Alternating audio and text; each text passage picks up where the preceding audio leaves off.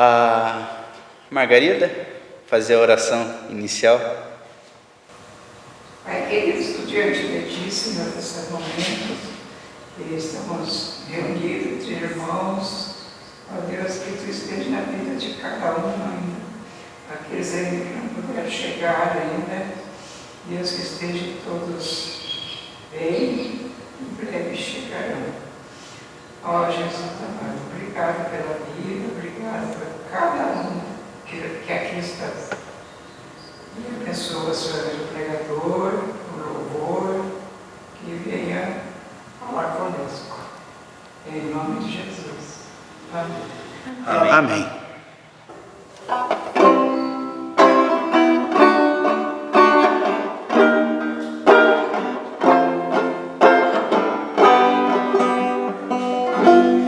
Eu só quero estar onde estás, habitar em tua presença.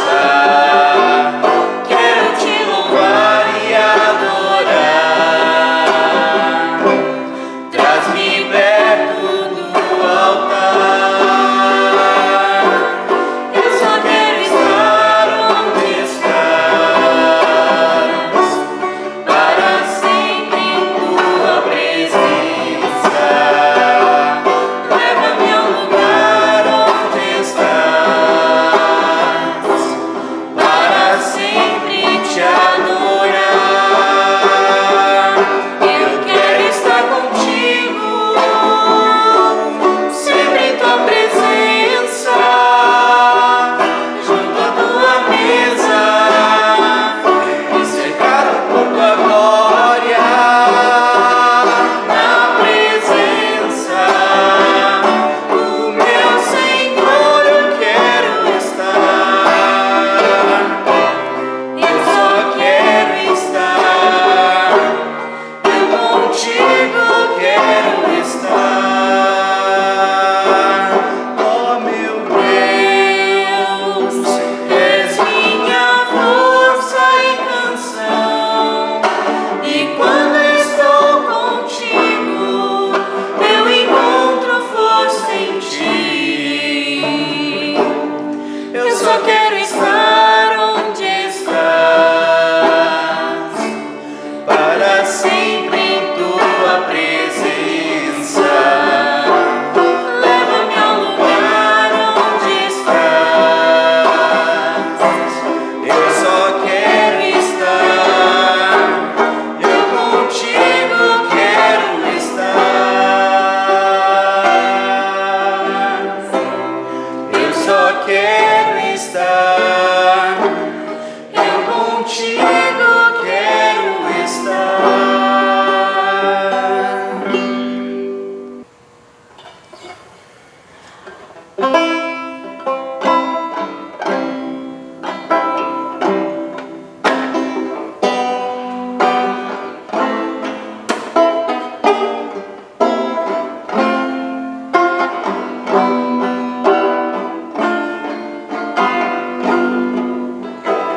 És a nossa estrela da manhã,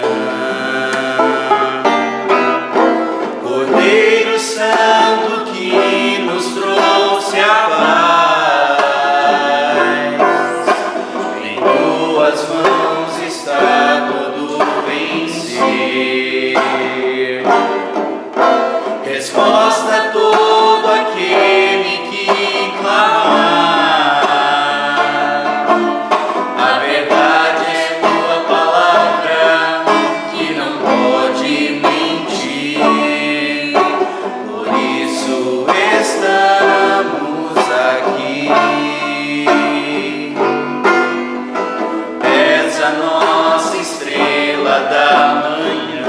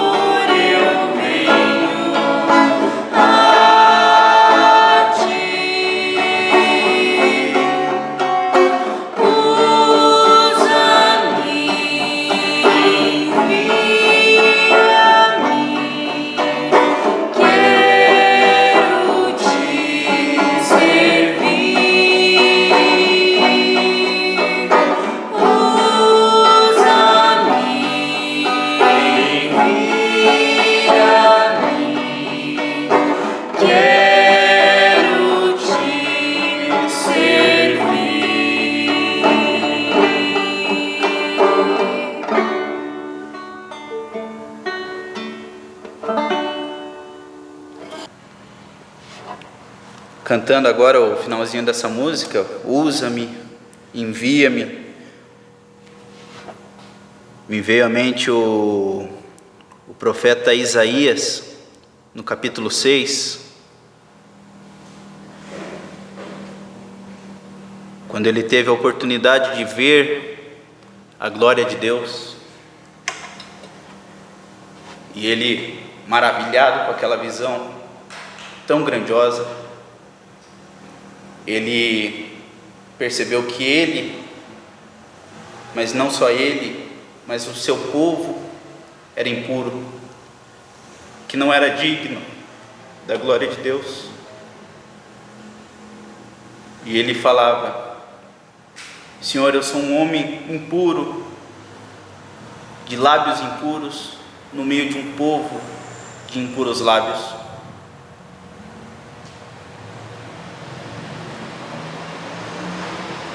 Ele se reconheceu como um homem indigno, pecador. Mas Isaías, a partir do capítulo 40 do livro de Isaías, ele descreve como que será a redenção, em visões proféticas, em descrições proféticas. Ele fala do servo, em algumas passagens, em especial Isaías no capítulo 53, onde ele fala do servo sofredor, onde ele descreveu com uma precisão assustadora de detalhes como que o corpo de Deus, na pessoa de Cristo Jesus, foi massacrado, humilhado, ele foi desprezado, tudo isso por mim e por você, tudo isso pelo profeta Isaías, tudo isso por toda a igreja. Quando nós nos depararmos com a glória de Deus lá na eternidade, nós ficaremos tão felizes, mas teremos tanta alegria, porque o justo juiz nos concedeu, nos creditou justiça pelo sacrifício de Jesus.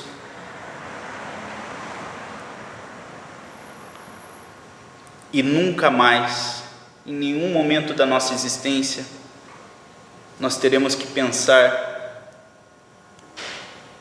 eu errei contra Deus, eu pequei contra Deus, eu pisei na bola. Até coisas que eu nem percebi, eu estou pecando contra Deus e afrontando a sua grandiosidade aqui no nosso corpo de carne. Mas quando formos glorificados, levados para a eternidade com Deus Pai, com o Filho, nós poderemos olhar para os nossos irmãos e falar: você foi remido pelo pecado, pelo sacrifício, pelo pecado em Cristo Jesus. Não existe pecado no céu, não existe problema no céu, não existe defeito no céu, não existe nada. Não tem um porém, não tem nada.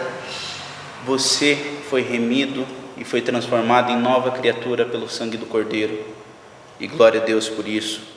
Que grande é o Senhor, muito digno de louvor. Por esse sacrifício, vamos cantar a Deus por tão grande amor.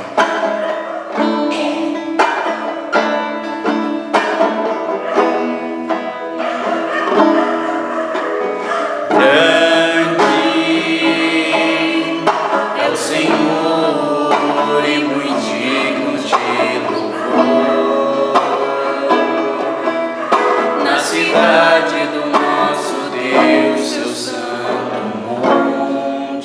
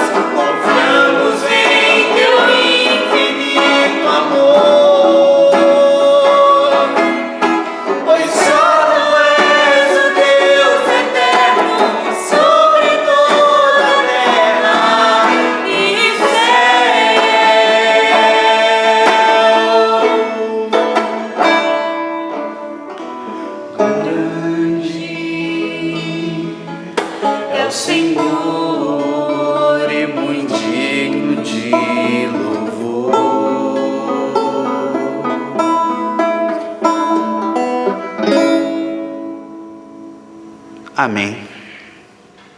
Salmos, o Salmo capítulo 2 fala, neste capítulo inteiro aqui, este salmo inteiro, sobre o reinado do ungido de Deus. Ungido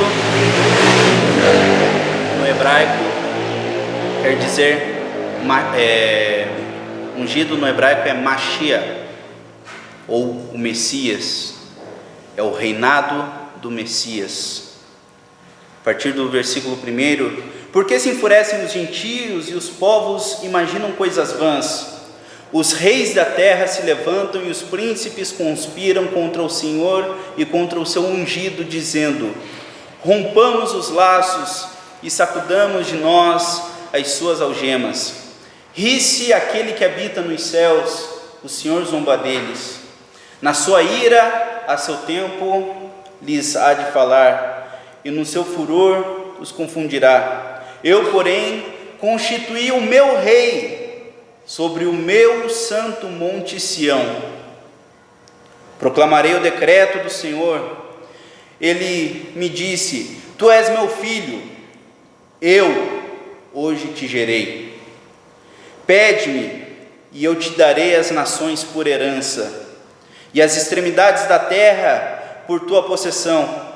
Com vara de ferro as regerás e as despedaçarás, como um vaso de oleiro. Agora, pois, ó reis, sede prudentes, deixai-vos advertir, juízes da terra, servi ao Senhor com temor, e alegrai-vos nele com tremor. Beijai o filho, para que não se irrite e não pereçais no caminho, porque dentro em pouco se lhe inflamará a ira. Bem-aventurados todos os que nele se refugiam. Amém. O santo monte de Sião, o reino de Deus, anunciado por João Batista, anunciado por Cristo, prometido por Cristo, que no dia da sua volta nós seremos transportados até lá. O reino de Deus está próximo, o reino de Deus já está acontecendo, o reino de Deus já está com os nossos queridos, aqueles que já partiram, aqueles que estão adorando o Senhor, aqueles que estão usando os seus dons e os seus talentos e adorando a Deus, e logo nós estaremos lá. Quando for o dia do juízo, quando os galardões forem distribuídos, haverá de ser um dia de muita festa, de louvor ininterrupto, porque o ungido de Deus venceu a morte, venceu o mal e venceu as trevas. Nós temos uma música assim: venceu o mal. O ungido do Senhor, aquele que veio em nosso favor, nos tirou do reino das trevas. E amém por isso, porque a perdição eterna, ela não é um castigo físico eterno, aquela visão dantesca do Dante de Alighieri,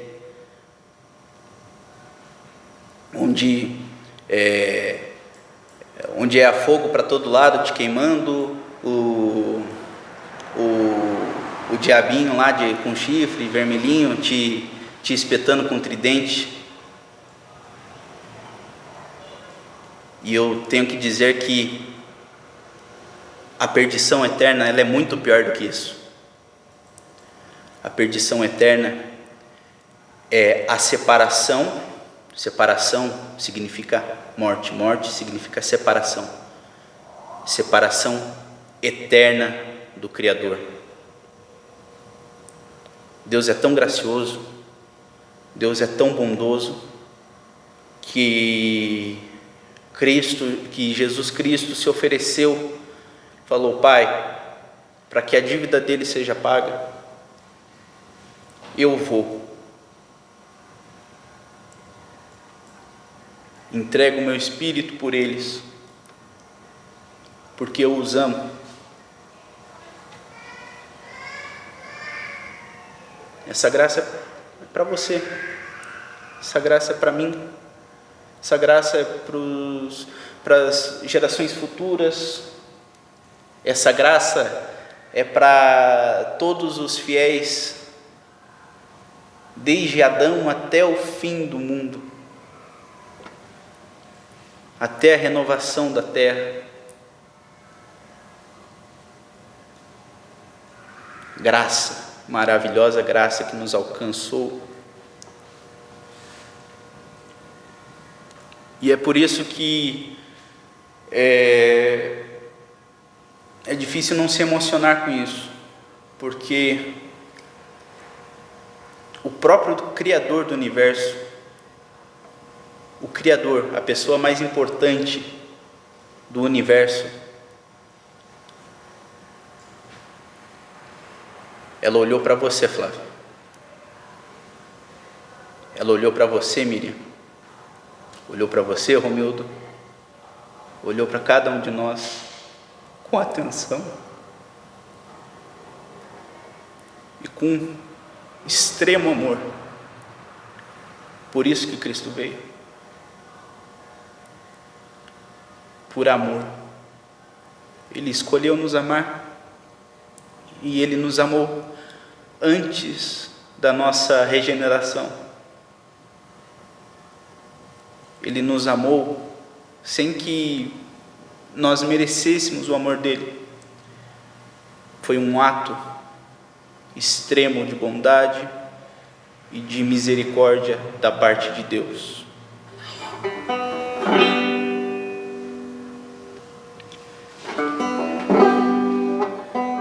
Quão formoso és, Rei do universo, tua glória enche a terra e enche os céus. Tua glória enche a terra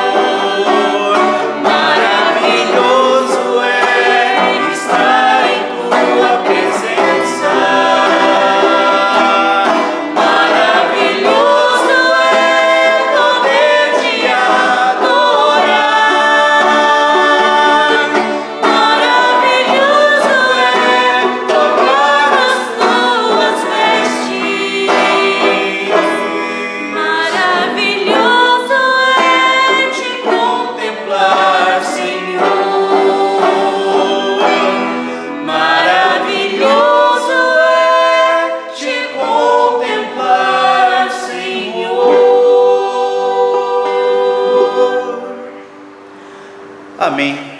Convido o pastor que vinha ministrar a palavra e podemos nos assentar. Boa noite, irmãos. Pedi para Israel desligar o projetor. Uma alegria sempre estarmos juntos para cultuarmos o nome do Senhor nosso Deus. Hoje sentimos falta, né? Quem mais sente falta é o Mateus, né? A noiva hoje não está aqui, estava na praia e provavelmente não deu tempo de chegar. Mas tem alguém aqui muito importante. Quem? O Pai, o Filho e o Espírito Santo, né? Mas para você perceber a presença do Espírito Santo, precisa de algo.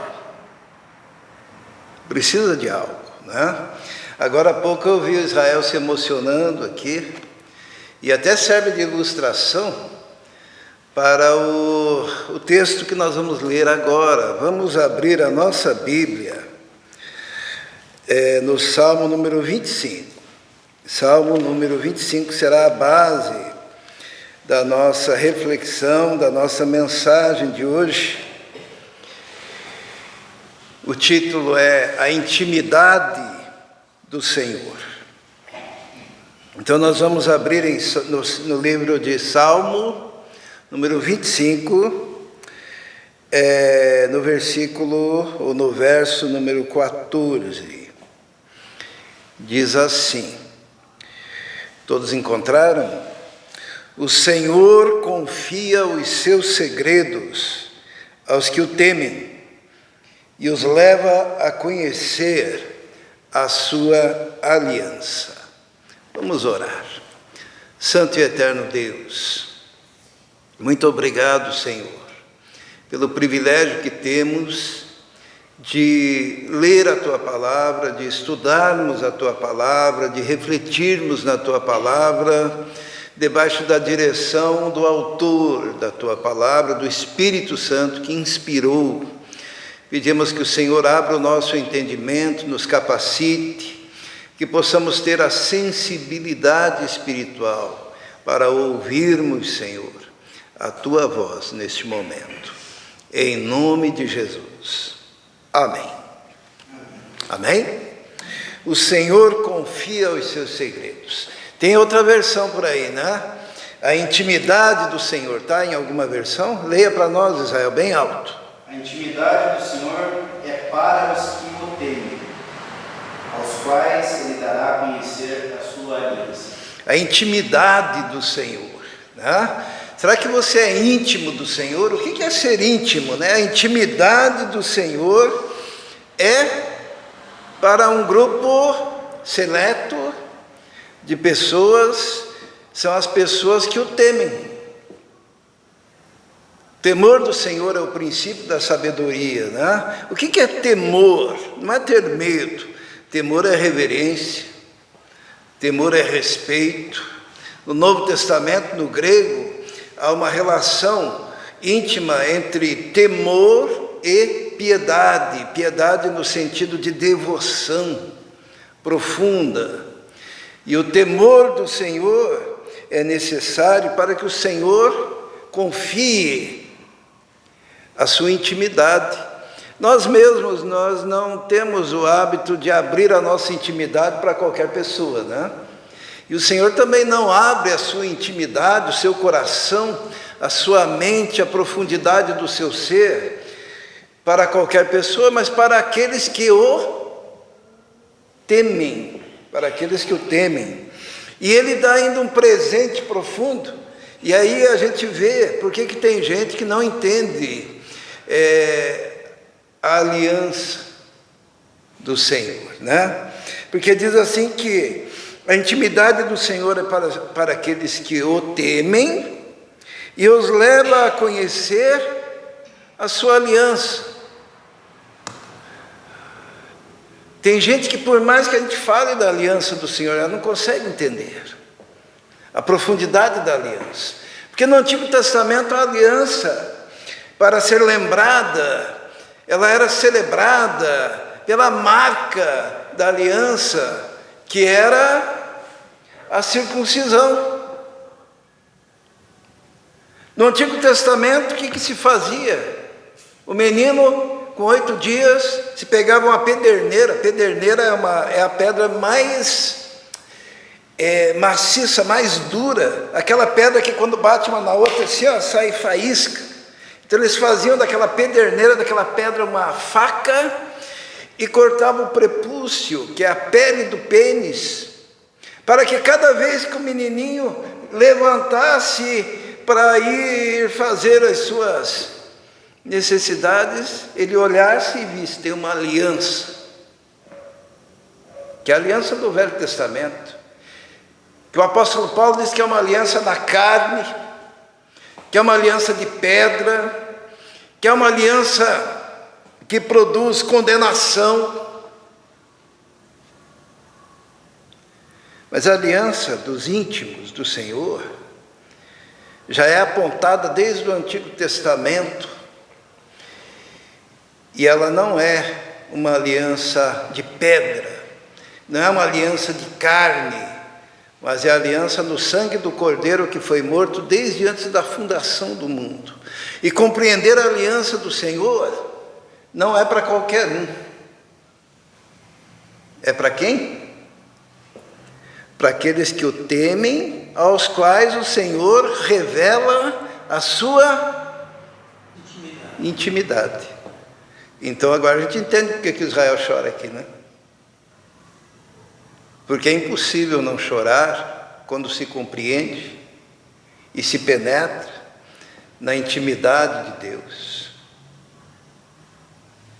na intimidade do Senhor.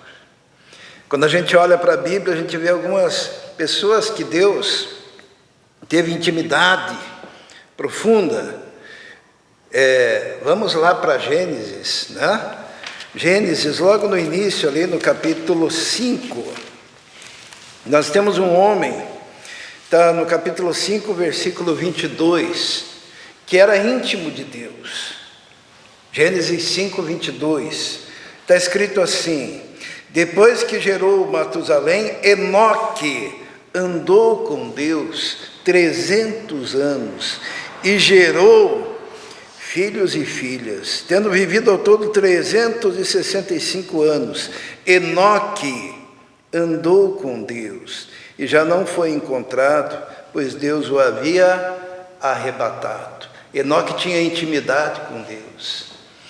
E qual que é a promessa de quem tem intimidade, de quem tem o temor de Deus, de quem anda com Deus? A promessa é que Deus vai revelar a sua intimidade. O que Enoque viu, os irmãos sabem?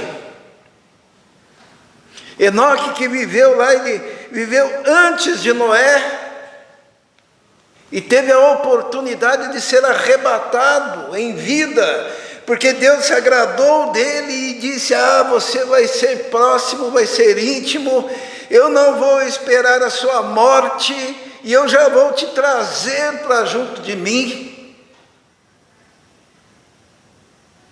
Que coisa! E Deus revela então para ele, ele tem a oportunidade de ver a volta de Jesus. Já pararam para pensar?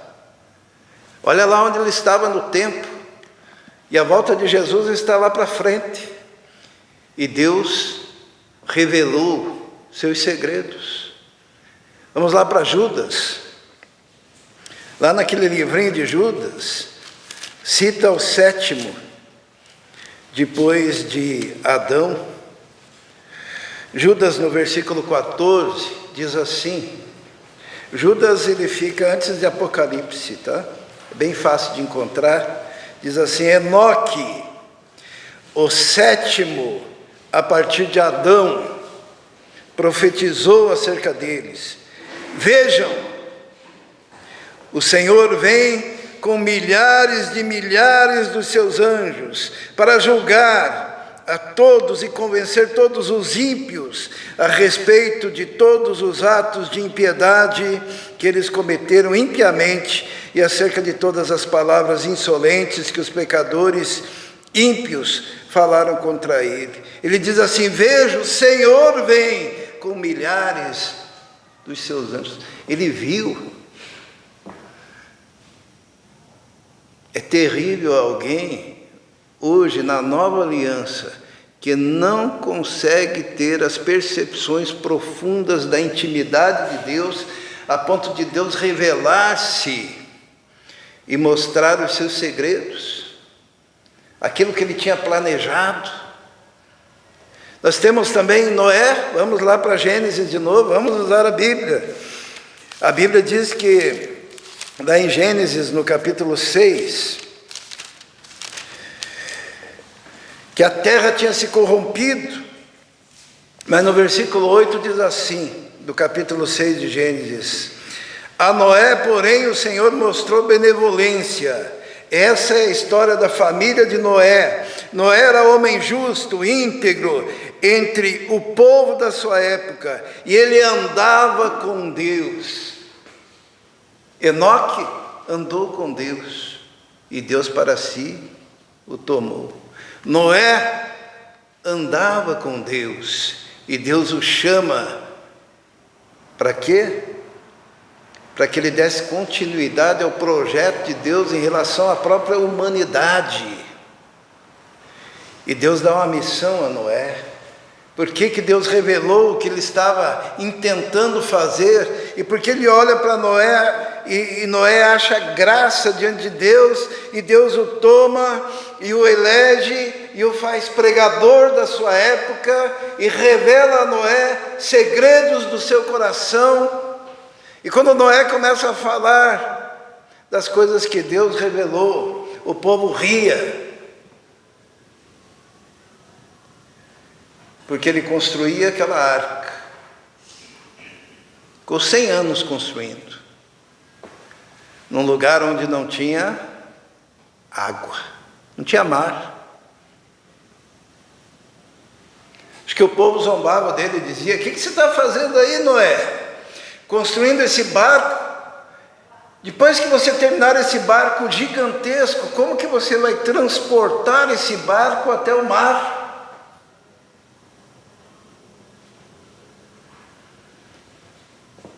E Noé é chamado de o pregoeiro da justiça. E ele pregava, ele anunciava, ele se mantinha fiel. No final ele conseguiu algo tremendo. Ele conseguiu salvar quem? Aquele povo? Não. Ele salvou a família dele. Se você não conseguir nada na vida, mas você conseguir salvar a sua família da condenação eterna do inferno, a tua missão foi cumprida. Foi o que ele conseguiu. Além de tornar-se um testemunho até os dias de hoje. Quando Jesus vai falar sobre o final dos tempos, ele diz: olha, como foi nos dias de Noé, assim será.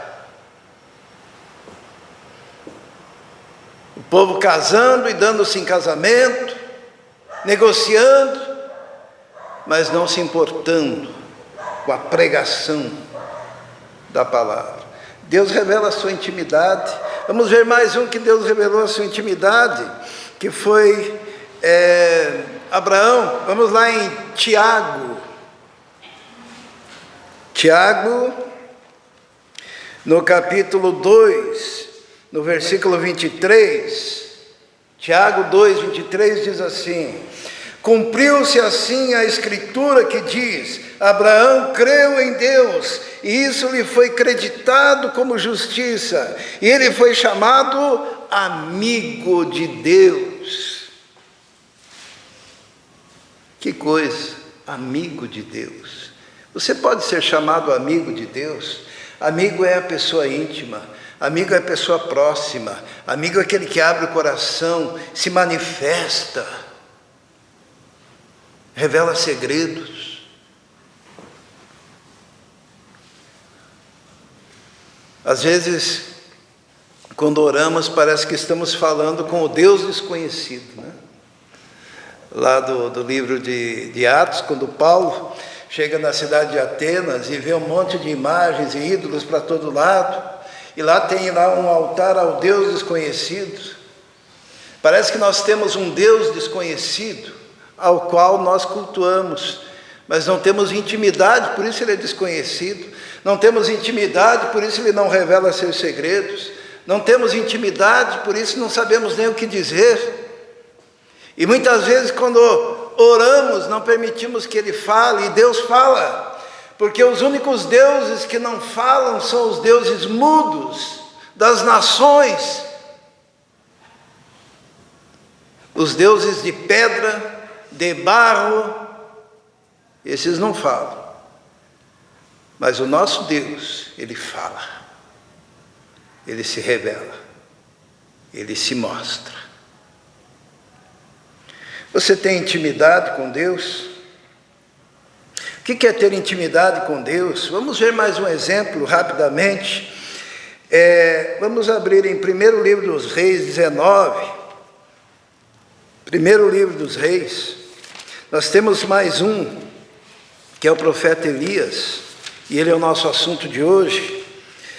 Elias, ele estava deprimido, ele tinha morto os profetas de Baal, e logo depois que os profetas de Baal haviam sido derrotados, no capítulo 19 diz assim, segundo 1º livro dos Reis, capítulo 19, podem abrir, diz assim: ora, Acabe contou a Jezabel tudo que Elias tinha feito e como havia matado todos os profetas à espada. Por isso Jezabel mandou uma mensagem a Elias para dizer-lhe: que os deuses me castiguem com todo rigor, se amanhã, nesta hora, eu não fizer com a sua vida o que você fez com a deles. Isto é, Jezabel prometeu matar Elias, e mandou um mensageiro para avisar. No versículo 3 diz: Elias teve medo e fugiu para salvar a sua vida. No versículo 4 diz que ele foi no deserto, chegou a pé de uma giesta, orou ao Senhor e disse: já tive bastante, Senhor, tira minha vida, não sou melhor do que os meus antepassados. E vai para debaixo de uma árvore, e aquele anjo vem e diz: o que você está fazendo aí? Dá comida para ele, se levante. E dele vai adiante, e daí no versículo 9 diz que ele vai até o Monte Horebe, e ali ele entra numa caverna, passa a noite angustiado, deprimido. E a palavra do Senhor veio a ele, ainda no versículo 9, e diz assim: o que você está fazendo aí, Elias? Olha que coisa, como é bom ser amigo de Deus, como é bom ser íntimo de Deus. Você está debaixo da árvore deprimido, você está lá pedindo a morte, você entra na caverna da angústia, do sofrimento, e o próprio Deus chega e diz: o que você está fazendo aí? Se levante.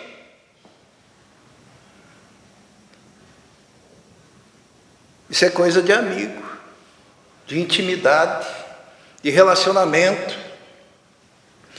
E o profeta abre o coração, diz ali no final do versículo 10: sou o único que sobrou, e agora também estão procurando matar-me. Sou o único que sobrou, ele diz de novo lá no versículo 14. Até que Deus diz para ele: é o seguinte, se levanta, sai daí, porque eu tenho trabalho para você. E Deus deu 3 trabalhos para ele. Sabia que quando a gente está deprimido, angustiado, lá, querendo morrer, não querendo saber de nada, o que está faltando é trabalho, né? Deus disse assim: sai da caverna, sai desse lugar de angústia, de sofrimento, de dor, de depressão, que eu tenho trabalho para você. Qual que era o trabalho? Está no versículo 15. O Senhor lhe disse: volte pelo caminho por onde veio. Estava fugindo de Jezabel? Volte. Vá para o deserto de Damasco. Chegando lá, unja Azael como rei da Síria, unja também Jeú, filho de Ninzi, como rei de Israel, e unja Eliseu, filho de Zafate, de Abel Meloá, para suceder você como profeta. Tem um trabalho para você. Quando você é íntimo de Deus, Deus abre o coração e diz: olha, eu não quero você deprimido, eu não quero você debaixo da árvore, eu não quero você dentro da caverna, tem um trabalho para você. Se levante, volte lá para o lugar do teu medo e comece a trabalhar e vá, unja o rei da Síria, o rei de Israel, e unja o profeta que vai ficar no teu lugar. E tem mais uma coisa, você pensa que está sozinho? Versículo 13. No entanto, fiz sobrar 7.000 em Israel, todos aqueles cujos joelhos não se dobraram perante Baal, e todos aqueles cujas bocas não o beijaram. Você não está sozinho. Tem 7.000 ainda, que estão espalhados como semente, mas você tem que fazer o seu trabalho. Quando você não tem intimidade com Deus, você vai ter que sair da caverna sozinho. E daí? Cultivar intimidade, porque a intimidade do Senhor é para aqueles que o temem. A intimidade do Senhor é para aqueles a quem o Senhor abre o coração e revela a sua aliança.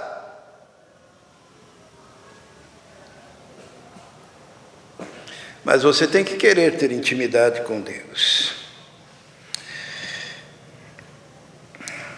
Vamos ver uma pessoa que não era íntima de Deus. Abra sua Bíblia em 2 Reis capítulo 1. Nós encontramos aqui a história de alguém que não era íntimo de Deus. E daí nós vamos ver a característica desse indivíduo. 2 Reis capítulo 1 diz assim: depois da morte de Acabe, Moabe rebelou-se contra Israel. Certo dia Acasias, gravem esse nome, Acasias, caiu da sacada do seu quarto no palácio de Samaria e ficou muito ferido. Então enviou mensageiros para consultar Baal-Zebub, deus de Ecrom, para saber se ele se recuperaria. Mas o anjo do Senhor veio ao tesbita Elias. Ele disse assim: vai encontrar-se com os mensageiros do rei de Samaria e pergunte a ele: acaso não tem Deus em Israel? Por que vocês vão consultar Baal-Zebub, deus de Ecrom? Por isso assim diz o Senhor: você não se levantará mais dessa cama e certamente morrerá. E Elias foi embora.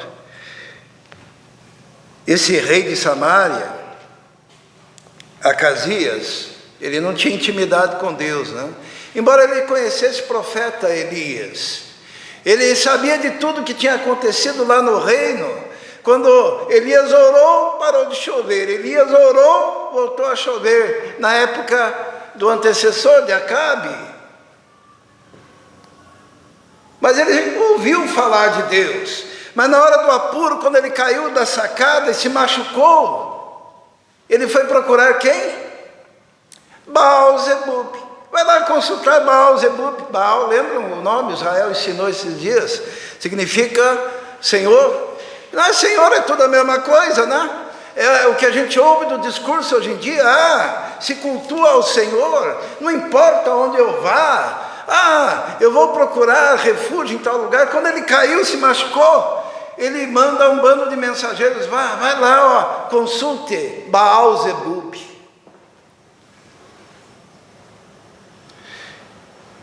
Eu fico angustiado quando alguém está doente e apela para todos os deuses, e apela para todos os santos, porque afinal é tudo a mesma coisa, né? Esse Acasias, ele tinha a ideia de que o que importava era o ritual religioso. Então Baal-Zebub também tinha um ritual religioso. Então ele mandou um mensageiro: quem que eu vou consultar para saber se eu vou me recuperar? Vou procurar uma igreja qualquer, aí um templo qualquer, um Deus qualquer. Ele não tinha intimidade com Deus, então para ele era tudo a mesma coisa. Quem não tem intimidade com Deus não consegue reconhecer Deus em lugar nenhum.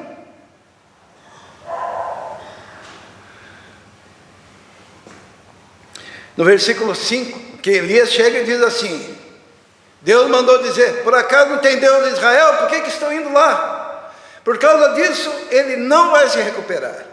Daí no versículo 5 diz assim: quando os mensageiros voltaram ao rei, ele lhes perguntou: por que vocês voltaram? Eles responderam: um homem veio ao nosso encontro e nos disse: voltem ao rei que os enviou e diga-lhe: assim diz o Senhor, acaso não há Deus em Israel? Por que você mandou consultar Baal-Zebub, Deus de Ecrom? Por isso você não se levantará mais dessa cama e certamente morrerá. O rei lhe perguntou: como era esse homem que os encontrou? E lhes disse isso. Eles responderam: ele vestia roupas de pelos e usava um cinto de couro. O rei concluiu: era o tisbita Elias. O rei sabia quem era Elias. O rei sabia que Elias era profeta de Deus. Pela descrição ele disse: é aquele profeta, aquele que incomoda, né? Daí o que o rei fez? Versículo 9: em seguida mandou um oficial com 50 soldados procurar Elias. O oficial o encontrou sentado no alto de uma colina. Ele disse: homem de Deus, o rei ordena que desças. Elias respondeu ao oficial: se eu sou homem de Deus, que desça é fogo do céu e consuma você e os seus 50 soldados. E desceu fogo do céu e consumiu o oficial e seus soldados. Quando a pessoa não tem intimidade com Deus, ela também imagina que o profeta de Deus, que o homem de Deus é um serviçal, é um qualquer, porque não reconhece a unção. Quando alguém tem relacionamento com Deus, ele bate o olho e reconhece a unção, reconhece a graça e o poder de Deus, reconhece a manifestação do Espírito ali. Mas se você não tem intimidade com Deus, você diz: profeta, desce daí e vem aqui falar comigo, meu.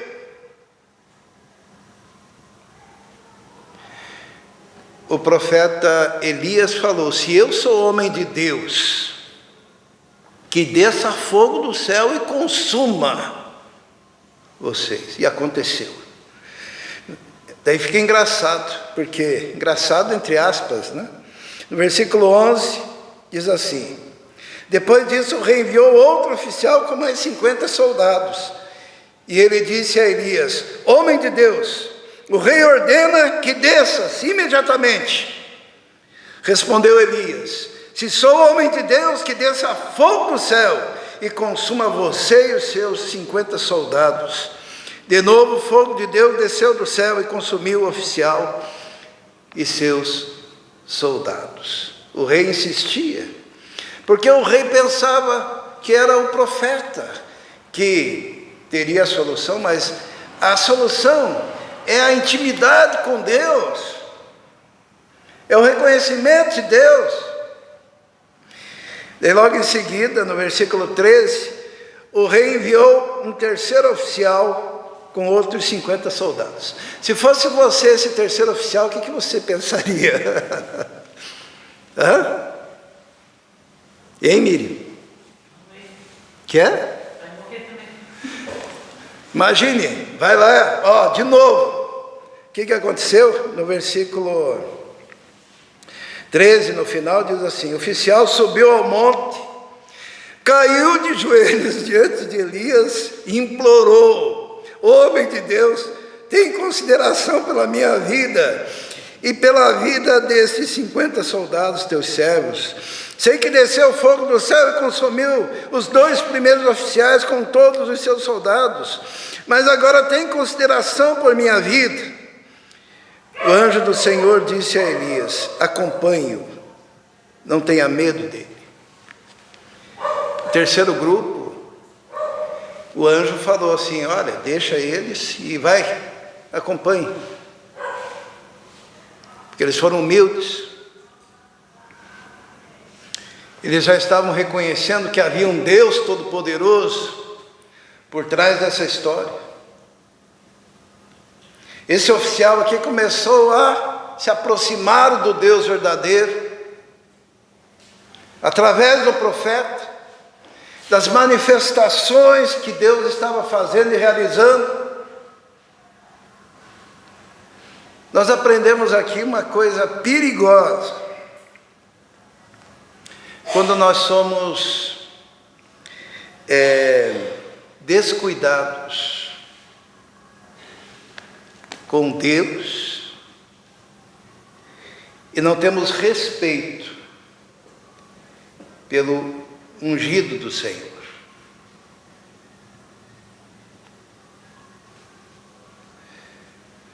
O Elias, quando o rei falou: venha cá e fale comigo, não vou. Esses dias eu ouvi um testemunho não, uma história sobre o Chico Anísio. Todo mundo aqui conhece o Chico Anísio, né? Chico Anísio, ele era um humorista, então ele lia lá o texto que ele tinha que ler, decorava assim em 5 minutos, que ele tinha uma inteligência acima da média, né? E ele chegava para gravar lá na Rede Globo, e daí ele perguntava: tudo certo, tudo certo, tudo certo, pronto para gravar, tudo pronto, tudo pronto. Daí ele gravava o texto dele e dizia: tchau para vocês, tem que ir embora, tchau, tchau, tchau. Daí o cara responsável pela gravação falou assim: eu cometi um erro aqui, deu um problema, eu não consegui gravar. Daí o Chico Anísio olhou para ele: eu já fiz a minha parte. E quando eu perguntei se estava tudo pronto, você disse que estava. O problema já não é meu. Tchau. Eu estou dentro do carro, daí alguém que estava com ele perguntou: Chico, por que você fez isso? Por que você não quis gravar novamente? Ele olhou para o rapaz e disse: o meu tempo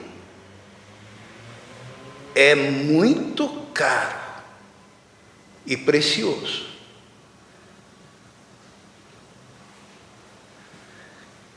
Um homem profissional do humor, já falecido, sabia do valor dele. E é de pasmar que muitas vezes, no meio do povo de Deus, nós não reconhecemos o valor dos profetas, daqueles que são ungidos e chamados por Deus. Elias, quando o rei falou: venha, como se fosse um empregado, ele disse: não vou. Se eu sou homem de Deus, que caia fogo do céu e consuma. Mas quando chegou alguém com humildade, o anjo falou: vai com ele. No versículo 15 diz assim: o anjo do Senhor disse a Elias: acompanhe-o, não tenha medo. Então Elias se levantou, desceu com ele e foi falar com o rei. Ao chegar, disse ao rei: assim diz o Senhor: acaso não tem Deus em Israel? Porque você mandou consultar Baal-Zebub, Deus de Ecrom. Por isso você não se levantará mais dessa cama, e certamente morrerá. E Acasias morreu, conforme a palavra do Senhor.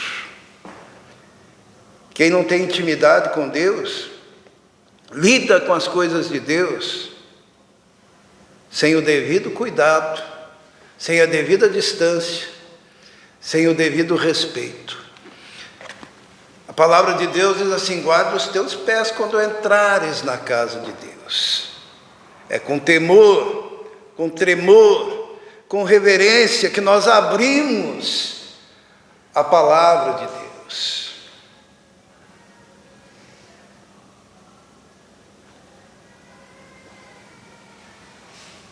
Acasias não era íntimo de Deus. Por isso ele foi consultar, pediu para consultar Baal-zebub, achava que era tudo a mesma coisa, né? Baal-zebub no Novo Testamento aparece como Beuzebu, né? E lembram que Jesus expulsava demônios, e os fariseus ficavam pensando assim, com que autoridade será que ele faz isso? E daí eles diziam, ele não faz isso com autoridade senão de Beuzebu, o príncipe dos demônios. E eles usam uma corruptela no texto, porque Baal-zebub significa senhor das moscas. Mas quando se referiam a Jesus, diziam, ele expulsa demônios pelo senhor das fezes. E Jesus olha e diz, olha, toda palavra dita contra o Pai será perdoada. Contra o Filho poderá ser perdoada. Mas contra o Espírito Santo não haverá perdão, nem nessa vida, nem na vindoura. É o que nós chamamos de blasfêmia contra o Espírito Santo. Quando se declara que a obra de Deus, feita debaixo da unção do Espírito, quando ela é atribuída a Baal-zebub,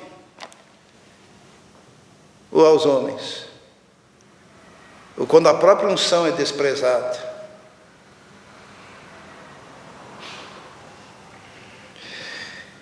Acasias não era íntimo do Senhor, e a gente reconhece quem não é íntimo do Senhor, porque a pessoa acha que é tudo a mesma coisa. Mas nós temos um exemplo positivo, que está no capítulo 2. É um cara chamado Eliseu. Diz a palavra de Deus. Capítulo 2, vamos ver?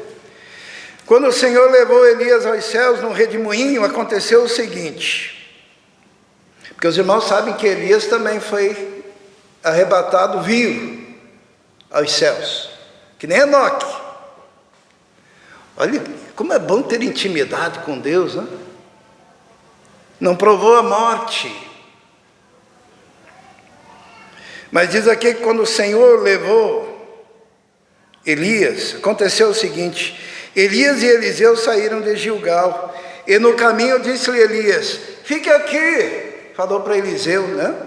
Pois o Senhor me enviou a Betel. Eliseu, porém, disse, juro pelo nome do Senhor, e por tua vida que não te deixarei ir só. E foram para Betel. Em Betel, os discípulos dos profetas foram falar com Eliseu e perguntaram, você sabe que hoje o Senhor vai levar para os céus o seu mestre, separando-o de você? Respondeu Eliseu, sim, eu sei, mas não falem nisso.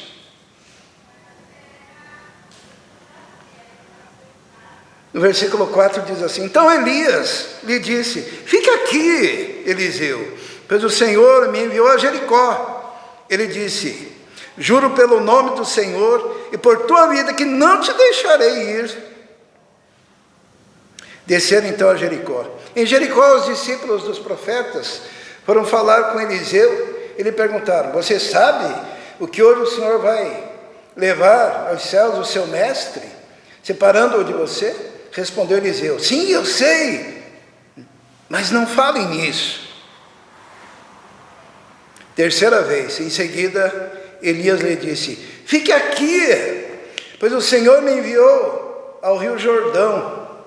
Ele respondeu, juro pelo nome do Senhor e por tua vida que não te deixarei ir só. Então partiram juntos.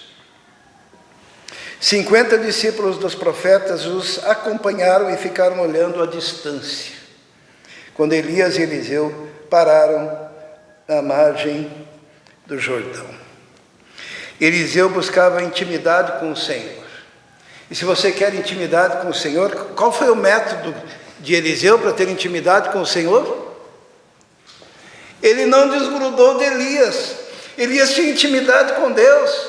Ele tinha visto os milagres de Elias. E ele ficava junto. E Elias dizia, fica aqui, ó, em Betel. E o Eliseu dizia, mas de jeito nenhum, você acha que eu vou perder essa de vê-lo na intimidade do Senhor? Já que todos os profetas sabem que o Senhor vai ser levado aos céus. E os discípulos dos profetas só ficavam cochichando. É hoje, né? É hoje. Você sabe que é hoje? Olha, eu sei, mas fica quieto aí na sua. E Eliseu ficava junto. E Eliseu não ficava longe. E Eliseu queria ficar perto. E enquanto ele queria ficar perto, nada acontecia, mas ele insistia, porque ele queria intimidade com Deus. Ele queria conhecer o Deus de Elias. E é esse tipo de gente que Deus quer se revelar. Os irmãos perceberam que tinha escola de profetas em Betel, em Jericó, próximo do Jordão, em diversos lugares escolas de profetas. O que seria hoje em dia o quê?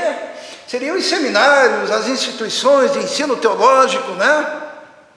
Mas quando estava lá na caverna, deprimido, e Deus falou, olha, saia daí porque eu tenho um trabalho para você. Você vai ter que ungir 2 reis e um profeta. Muito embora houvessem, talvez centenas de estudantes nas escolas dos profetas, Deus mandou Elias ungir um lavrador. Por que será? Eliseu não era da escola dos profetas. Eliseu estava lá arando a terra. E daí Elias passa por ali, joga sua capa. O Eliseu olha e diz, poxa, deixa eu me despedir do meu pai. E Elias diz assim, vai e volte, porque você sabe o que eu fiz. Eliseu vai, se despede do pai, da família, volta, pega aquela junta de bois, faz um sacrifício, faz uma fogueira, faz um churrasco e segue o profeta Elias. E não larga da cola de Elias, porque ele queria o quê? A unção de Elias. Ele queria reproduzir na sua vida o relacionamento que ele tinha visto do profeta Elias com Deus. Ele buscou intimidade. E é esse tipo de gente que Deus chama. Porque você pode fazer 1000 escolas de profetas, mas nada te fará profeta se não for o chamado e a unção de Deus. E você só vai ter intimidade com Deus se você buscar essa intimidade com Deus. Você não pode ser tíbio. É até interessante, né? Elias parecia que estava querendo escapar dele, né? Elias dizia assim, ó, fique aqui. E o Eliseu dizia, mas de jeito nenhum te deixarei. E vai junto. Daí depois, fique aqui. Não. Fique aqui. Não.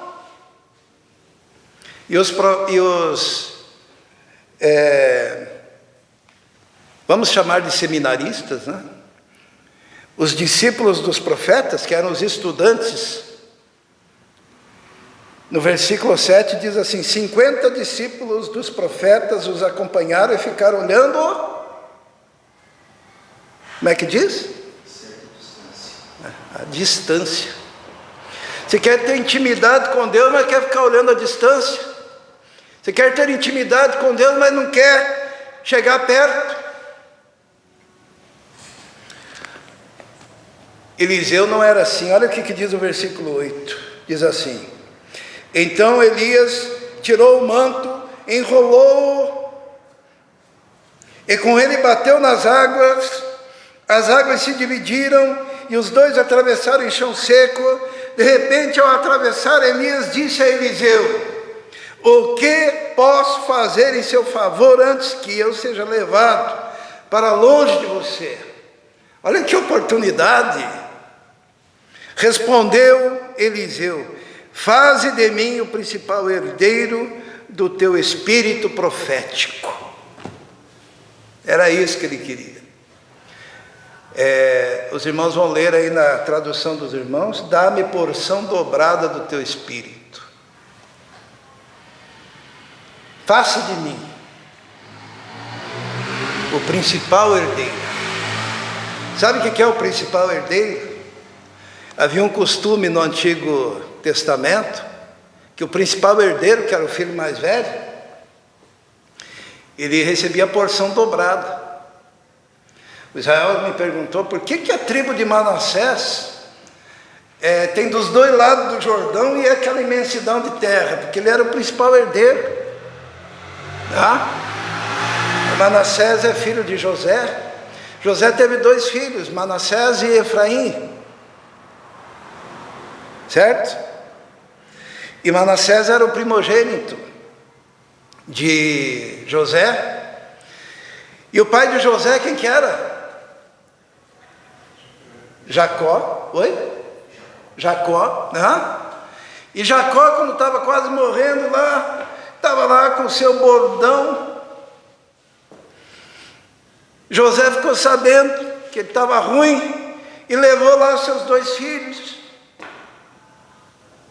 Manassés e Efraim. E Jacó, o que ele fez? Jacó adotou, que lembram da história de José, né, que foi para o Egito e os irmãos. Então, o que Jacó fez para ser justo? Adotou como filhos os dois filhos de José e os abençoou como primogênitos.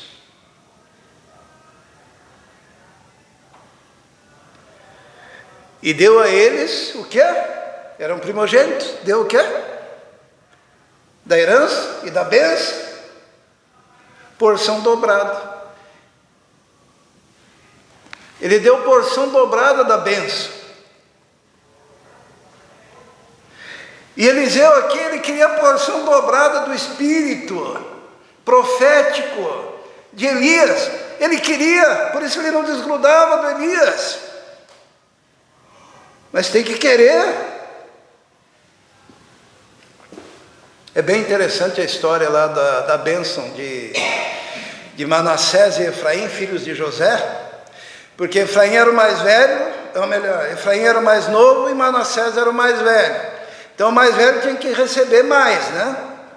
E na hora de Jacó abençoar, depois que os adotou, José colocou para que a mão direita de Jacó estivesse sobre a cabeça de Manassés e a mão esquerda estivesse sobre a cabeça de Efraim, que era mais novo. Mas na hora de abençoar, Jacó fez o quê? Ele fez assim, ó. E daí José ficou indignado: não, coloca a tua mão direita sobre Manassés e a esquerda sobre Efraim, porque ele é mais novo.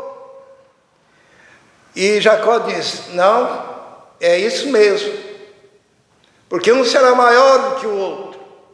E ele abençoou o Efraim com a bênção dupla do primogênito. Mas por que Manassés tinha um monte de terra então? E Efraim, a terra dele era pouca na conquista. Quando a gente vê a história da descendência de Efraim veio Josué, de Efraim veio o profeta Samuel, de Efraim, toda a história de Efraim mostra que a bênção espiritual do Senhor estava sobre ele. E para Manassés, a bênção territorial. Às vezes a gente valoriza mais a bênção territorial, né?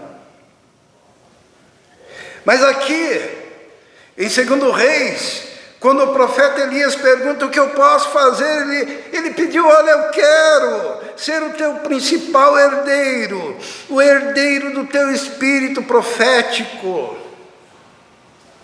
Ele queria intimidade com Deus. E no versículo 10 diz o quê? Disse Elias: seu pedido é difícil, mas se você me vir, quando eu for separado de você, terá o que pediu. Do contrário, não será atendido. De repente, enquanto caminhavam e conversavam, apareceu um carro de fogo puxado por cavalos de fogo que os separou. Elias foi levado aos céus no redemoinho. Quando viu isso, Eliseu gritou: meu pai, tu eras como os carros de guerra e os cavaleiros de Israel. Quando já não podia mais ver, Eliseu pegou as próprias vestes, rasgou ao meio, depois pegou o manto de Elias, que tinha caído, voltou à margem do Jordão, então bateu nas águas do rio com o manto e perguntou: onde está agora, Senhor, o Deus de Elias? E tendo batido nas águas, elas se dividiram e ele atravessou. Quando os discípulos dos profetas vindos de Jericó viram isso, disseram: o espírito profético de Elias repousa sobre Eliseu. Foi bênção? O que significa receber porção dobrada do espírito de um profeta, da unção de um profeta? Trabalhar dobrado. A gente: oh Senhor, dá-me porção dobrada. Daí Deus manda trabalho, dizendo: Senhor, eu não quero trabalhar. O que você quer? Você quer o glamour de ser chamado profeta? Sofrer dobrado, trabalhar dobrado, caminhar dobrado, estudar dobrado. Todos os milagres de Elias, Eliseu faz praticamente o dobro, seguindo uma mesma lógica de milagres. Porque Elias ali adquiriu uma experiência que trouxe intimidade. E a intimidade do Senhor é para quem? Para quem o teme. A palavra intimidade, se a gente pegar o original, nós começamos no Salmo 25, né? A intimidade do Senhor é para aqueles que o temem. A palavra intimidade ali, ela deu origem a uma palavra em português. Sabe qual a palavra que nós usamos no português e usa-se em outras línguas? A palavra divã. Os irmãos sabem para que serve divã?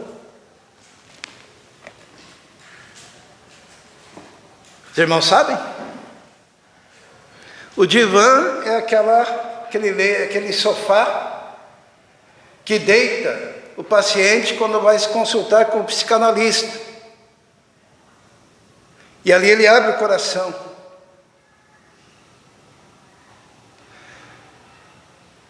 Só que ali há uma duplicidade, porque a intimidade do Senhor é para aqueles que o temem. E o Senhor revela da sua intimidade para quem o busca.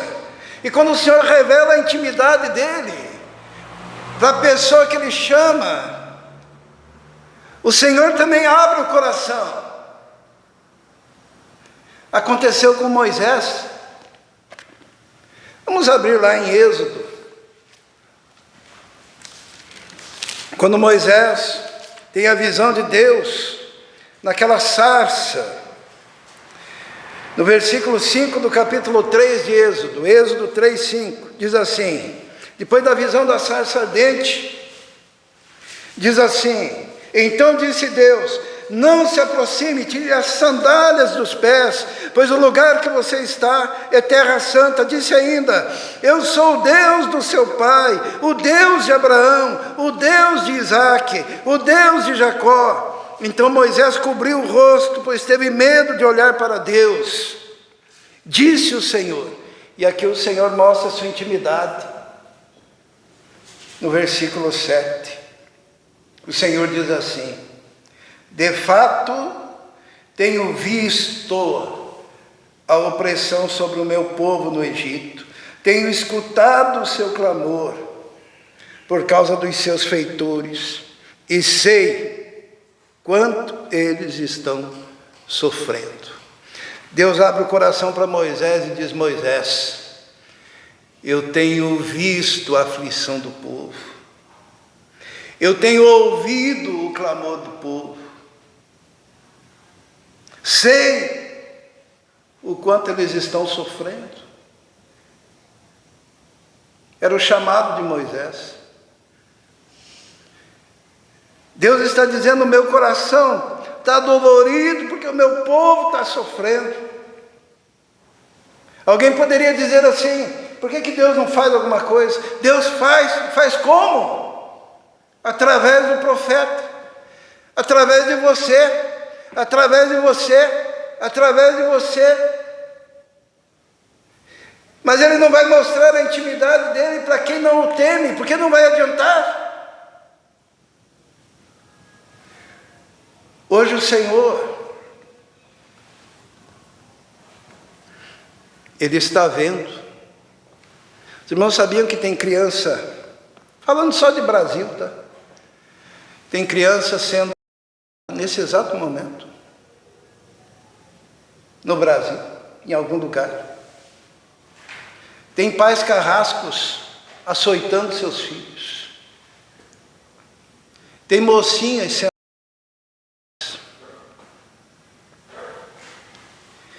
Tem jovens se drogando. Deus está vendo.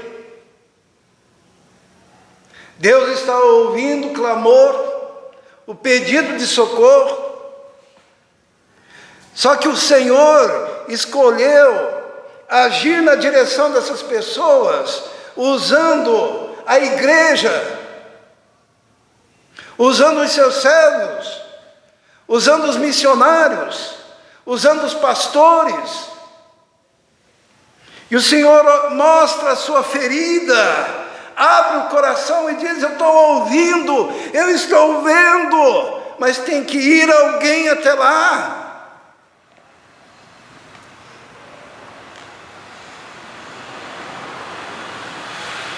Deus vai fazer algo através do seu corpo aqui na terra.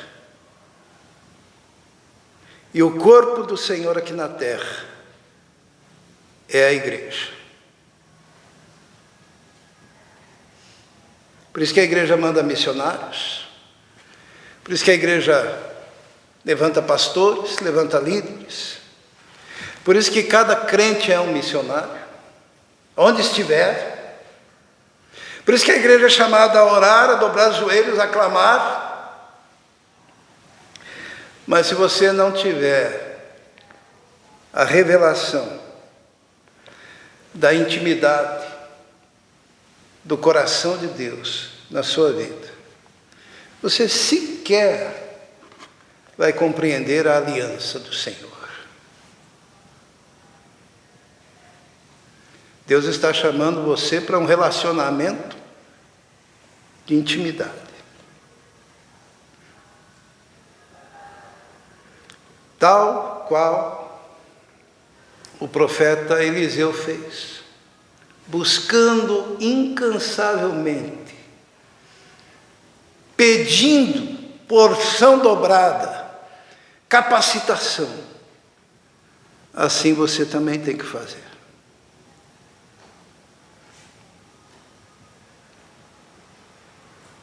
Se cada vez que o Senhor chorar, você chorar junto com Ele, você se levanta para ser um melhor crente, um melhor dizimista, um melhor estudante da palavra, um melhor intercessor na oração.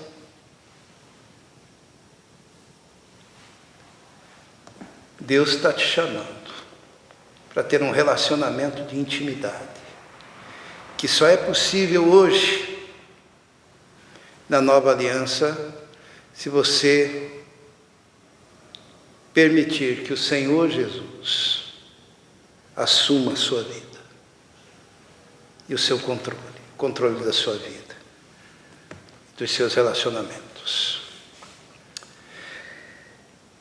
Dá-me porção dobrada, Senhor, do teu Espírito.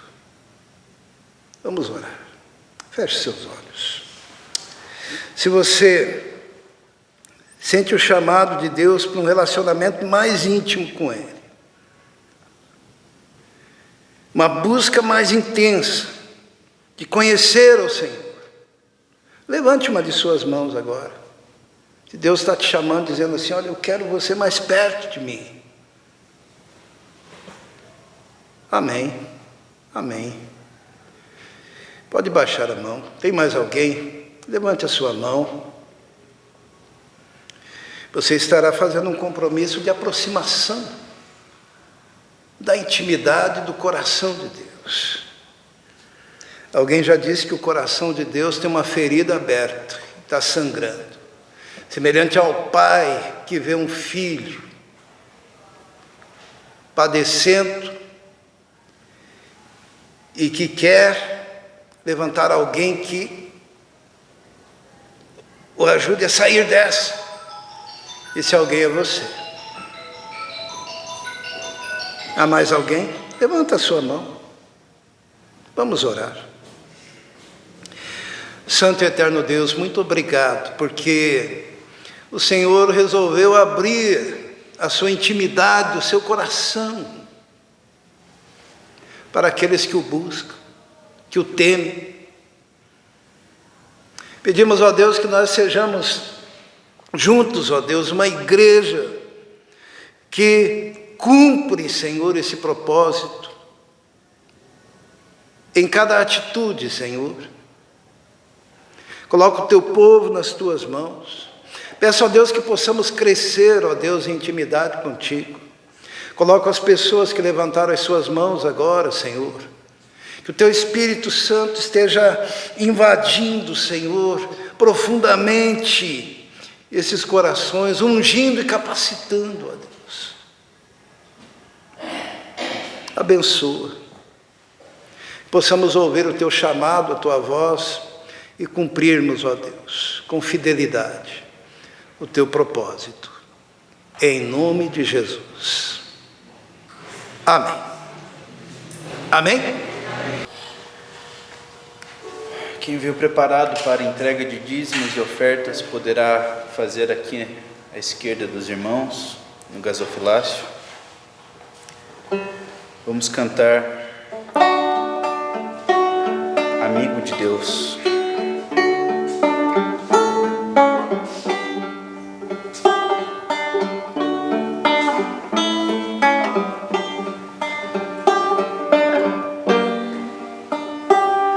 Não existe nada melhor do que ser amigo de Deus, caminhar seguro na luz, desfrutar do seu amor, ter a paz no coração, viver sempre em comunhão,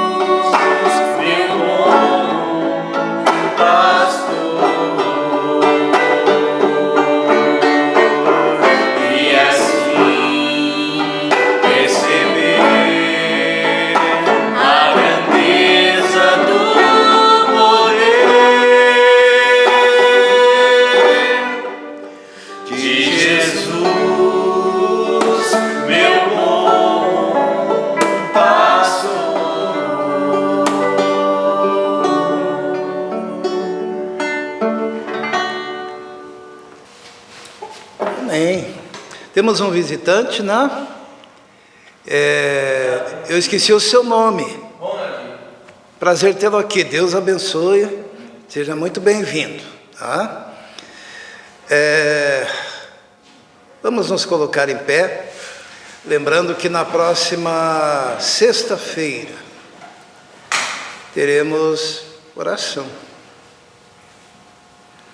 E é a oração que faz a diferença. Tá?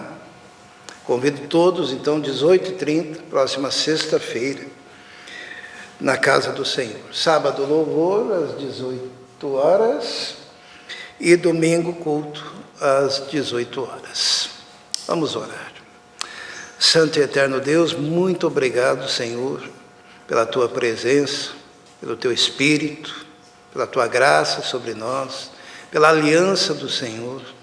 Nós Te louvamos por tudo isso.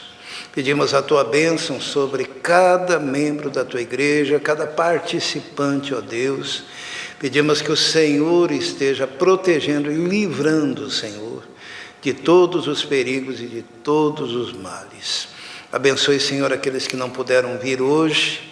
Que o Senhor esteja visitando a vida de cada um, o coração de cada um, Senhor. Que o Senhor esteja protegendo também e abençoando. E que a graça do nosso Senhor e Salvador Jesus Cristo, o amor de Deus, o Pai, a comunhão do Espírito Santo esteja com todos vós agora e para todos sempre. Amém. Que Deus abençoe a todos. Dê um abraço no seu irmão.